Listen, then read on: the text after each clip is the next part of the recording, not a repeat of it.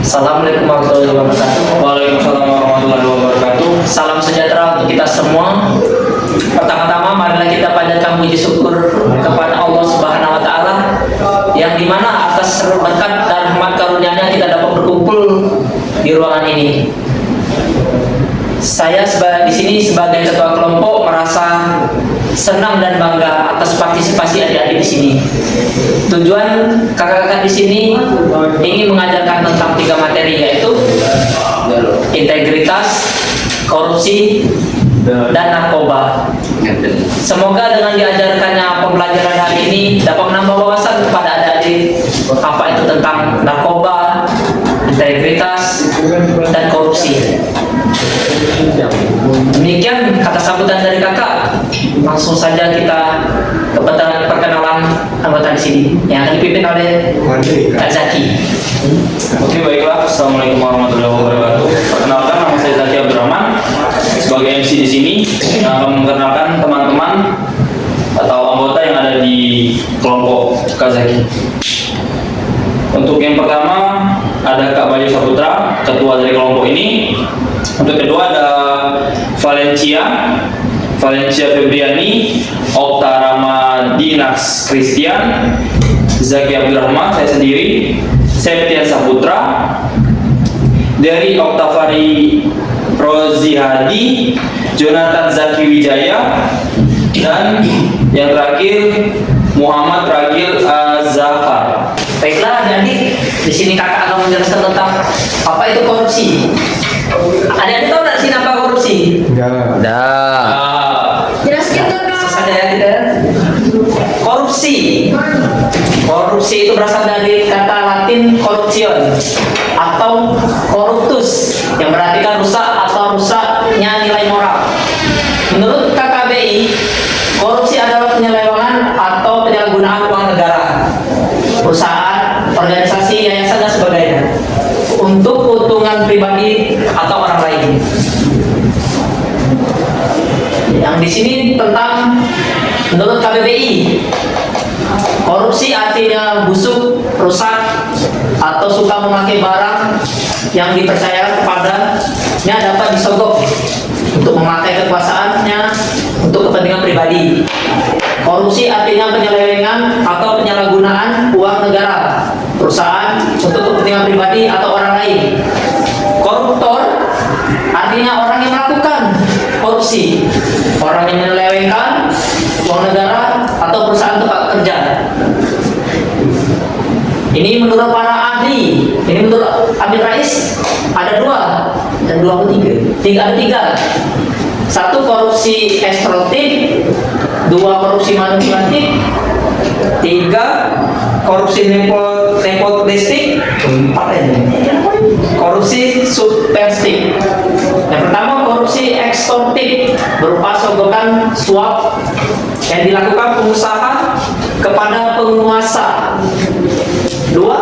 Korupsi manipulatif seperti pemerintahan seseorang yang memiliki kepentingan ekonomi kepada eksekutif atau legislatif untuk membuat peraturan atau kebijakan yang menguntungkan bagi usaha ekonominya.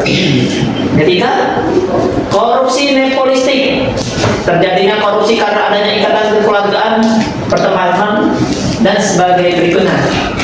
4. Korupsi subversif, mereka yang merampok kekayaan negara semena-mena untuk dialihkan ke pihak asing dengan sejumlah keuntungan pribadi.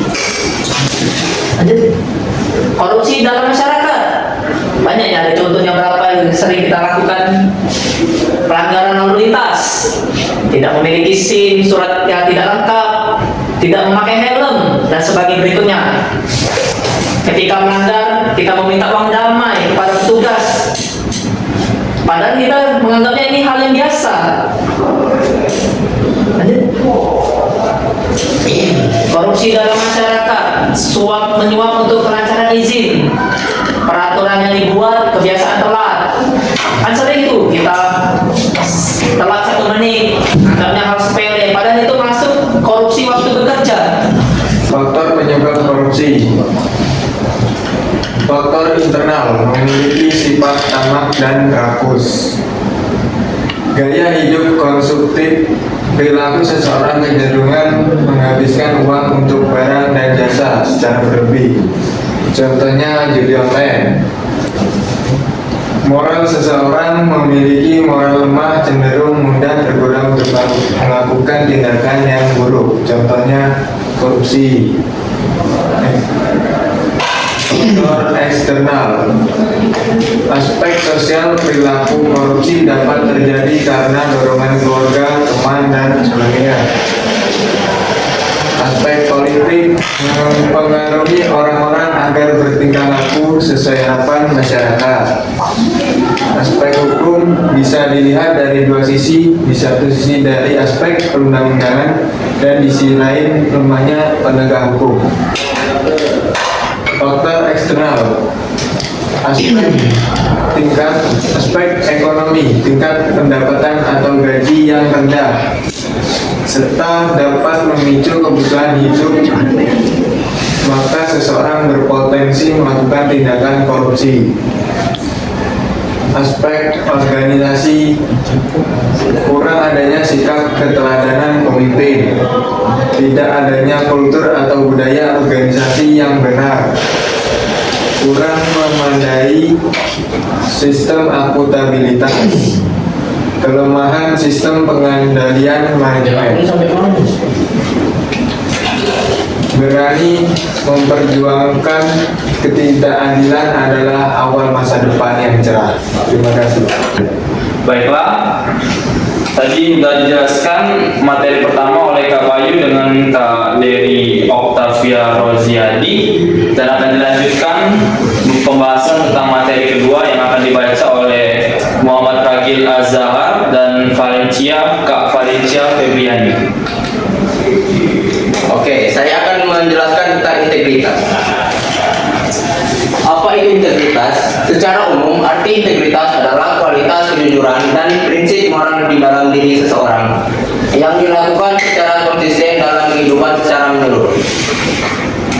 Dalam suatu kepribadian, pengertian integritas, suatu kepribadian seseorang yang bertindak secara konsisten dan utuh, baik dalam perkataan maupun perbuatan, sesuai nilai-nilai kode etik. Dianggap berintegritas ketika ia memiliki kepribadian dan karakter sebagai berikut. Yang pertama, jujur. Yang kedua, memiliki komitmen. Yang ketiga, bertanggung jawab. Yang keempat, tidak ingkar janji. Yang kelima, setia. Yang keenam, menghargai waktu. Yang keempat, memiliki prinsip. Yang kedelapan, memiliki keteguhan. Yang kesembilan, memiliki kewibawaan. Ada dua fungsi utama integritas. Yang pertama, fungsi kognitif untuk memelihara moral seseorang dan mendorong orang tersebut untuk memiliki pengetahuan yang lebih luas. Fungsi yang kedua yaitu fungsi afektif, mencakup hati nurani dan harga diri. Sehingga fungsi afektif adalah untuk menjaga nurani manusia agar tetap memiliki hati dan perasaan sebagai manusia.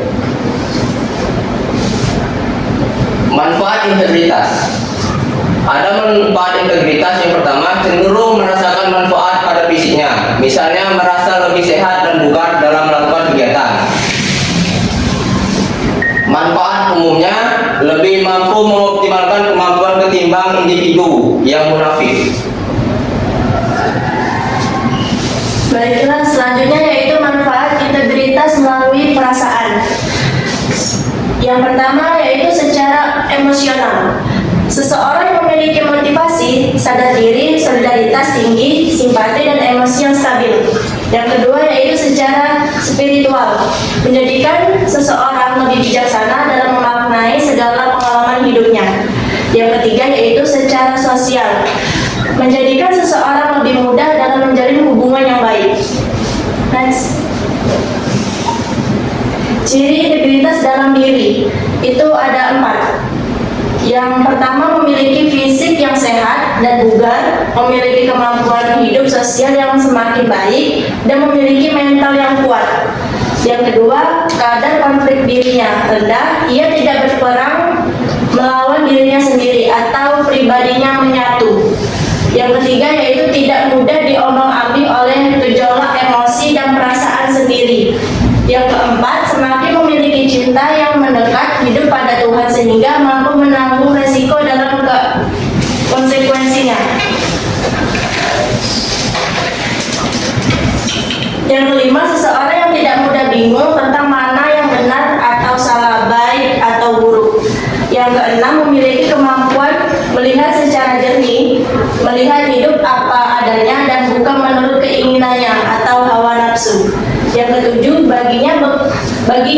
bekerja memberikan kegembiraan dan kenikmatan. Seseorang dikatakan mempunyai integritas apabila tindakannya sesuai dengan nilai, keyakinan, dan prinsip yang dipegang. Baiklah, tadi baru selesai menjelaskan materi kedua yang dibacakan oleh Kak Valencia Febriani dan Muhammad Ragil Azhar. Baiklah, kita akan melanjutkan lagi ke materi ketiga yang akan dibaca oleh Kak Okta Rama Dina Christian dan kakak sendiri Zaki Abdurrahman.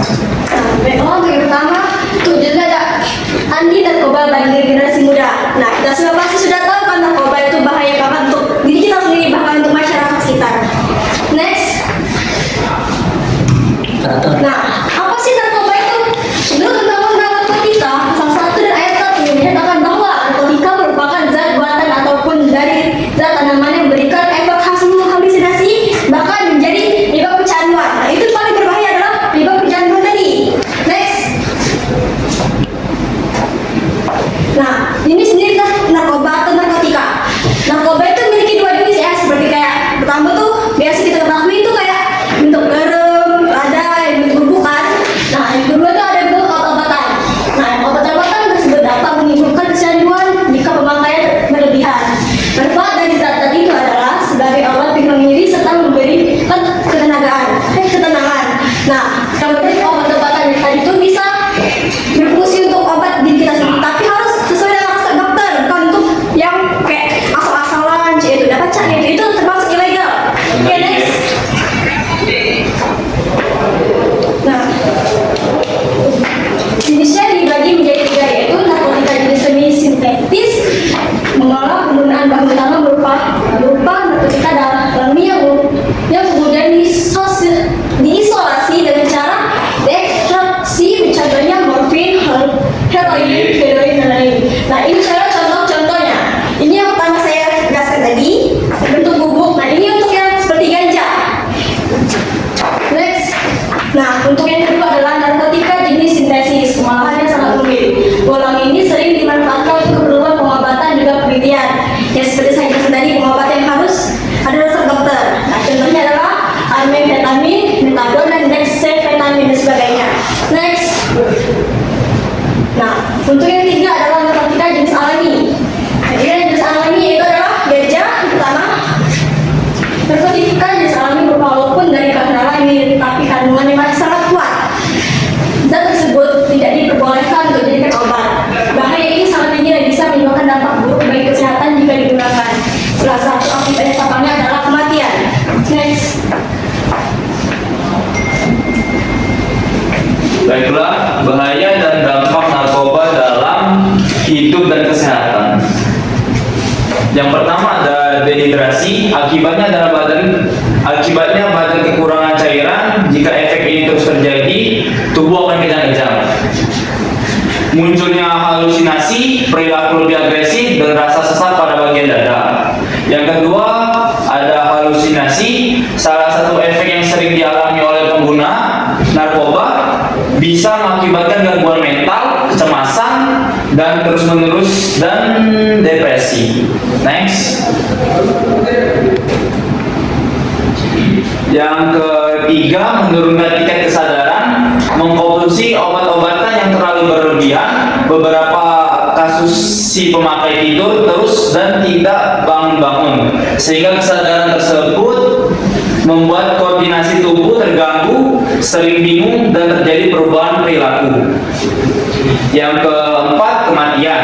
Dampak pengguna narkoba yang paling buruk jika pengguna overdosis, pemakai sabu-sabu, opium, dan kokain bisa menyebabkan tubuh kejang-kejang. Jika dibiarkan dapat menimbulkan kematian.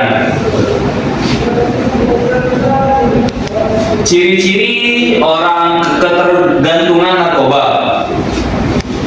Pencandu daun ganja cenderung lesu, mata merah, kelompok mata mengantuk terus, doyan makan karena perut merasa lapar terus, dan suka tertawa sendiri. Yang kedua, pencandu kutau sering menyendiri di tempat gelap sambil mendengar musik, malas mandi karena badannya selalu kedinginan, badan kurus, layu serta apatis terhadap lawan jenisnya.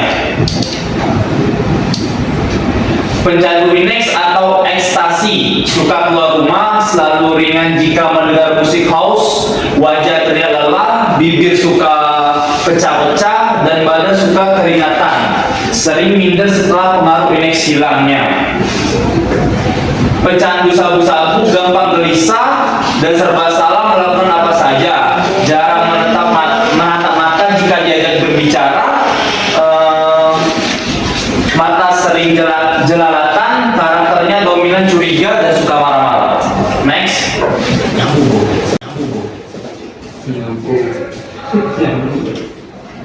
UU Narkotika nomor 35 tahun 2009. Ada korban yang harus direhabilitas, pengadar, bandar, produsen, pelindung dan kurir dihukum berat, bahkan sampai hukum mati. Narkoba tidak hanya sebagai bisnis, tetapi juga sebagai penghancur generasi muda, bangsa dan negara, baik di lingkungan pendidikan, pekerjaan, dan masyarakat. Jika terlanjur terjerumus, carilah bantuan profesional. Hubungi seperti layanan rehabilitas dan juga dukungan bicara dengan keluarga atau teman dekat. Kesadaran dan edukasi penting untuk memahami bahaya narkoba dan cara penghindarannya. Terus dukungan dan aktivitas positif, lingkungan yang mendukung dan kegiatan positif membantu juga menjauhi dari narkoba. Demikian presentasi dan pembelajaran materi pada hari ini. Kakak di sini mewakili kelompok mengucapkan terima kasih, dan apabila ada kesalahan kata-kata maupun perilaku mohon dimaafkan. Sekian dan terima kasih. Wabillahi taufiq wal hidayah. Wassalamualaikum warahmatullahi wabarakatuh. Waalaikumsalam warahmatullahi wabarakatuh.